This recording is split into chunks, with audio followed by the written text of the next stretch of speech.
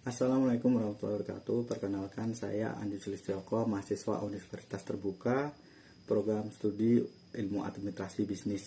Di sini saya akan menjelaskan yang pertama terkait dengan term. Term adalah suatu konsep fundamental dalam logika yang merujuk pada kata atau frasa yang memiliki makna tertentu dan digunakan untuk merujuk pada suatu objek, konsep, atau ide. Dalam logika, term digunakan untuk membentuk proposisi dan argumen yang logis dan valid. Ada beberapa jenis term. Yang pertama adalah term singular. Adalah term yang merujuk pada objek tertentu yang unik dan spesifik. Contohnya adalah nama orang. Misal saya sendiri, saya adalah Andi Sulistioko. Andi Sulistioko adalah mahasiswa Universitas Terbuka. Yang kedua adalah term abstrak. Adalah term yang merujuk pada konsep atau ide yang tidak dapat dipersepsi secara langsung, tidak memiliki bentuk fisik, dan tidak dapat dilihat atau disentuh. Contohnya adalah kebahagiaan. Di sini saya sedang bahagia karena saya dapat menyelesaikan tugas saya.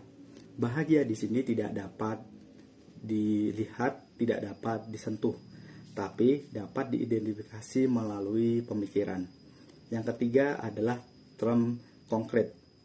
Adalah term yang merujuk pada objek yang dapat dipersepsi secara langsung, dapat dilihat, disentuh, atau dirasakan.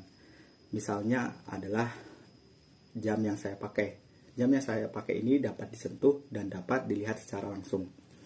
Jadi memahami term itu sangat penting, karena term digunakan untuk membangun proposisi dan argumen yang logis dan valid, serta meningkatkan kemampuan kita dalam berpikir, berkomunikasi, dan berargumen secara efektif dan tentunya akurat. Kemudian yang kedua, saya akan menjelaskan terkait dengan sesat pikir atau logical fallacy. Menurut Irving M. Copy, sesat pikir adalah suatu kesalahan dalam penalaran yang dapat terjadi karena kesalahan dalam memahami konsep, kesalahan dalam menggunakan bahasa, atau kesalahan dalam menerapkan prinsip logika. Menurut para ahli, sesat pikir dibedakan menjadi 3 jenis. Yang pertama, sesat pikir formal. Adalah kesalahan dalam penalaran yang terjadi karena kesalahan dalam menerapkan prinsip logika formal. Contohnya adalah semua manusia adalah makhluk hidup. Ikan nila adalah makhluk hidup. Jadi ikan nila adalah manusia. Dalam contoh ini, premis-premis yang diberikan benar, tetapi kesimpulan yang diambil salah. Kesalahan ini terjadi karena tidak ada hubungan logis antara manusia dan ikan nila, meskipun keduanya adalah makhluk hidup. Yang kedua adalah sesat pikir verbal. Kesalahan dalam penalaran yang terjadi karena kesalahan dalam menggunakan bahasa atau kata-kata. Contohnya adalah semua yang mahal itu bagus, maka semua yang bagus itu mahal. Dalam contoh ini, kesalahpahaman terjadi karena tidak memahami bahwa harga dan kualitas tidak selalu berhubungan langsung. Karena tidak selalu yang bagus itu selalu mahal.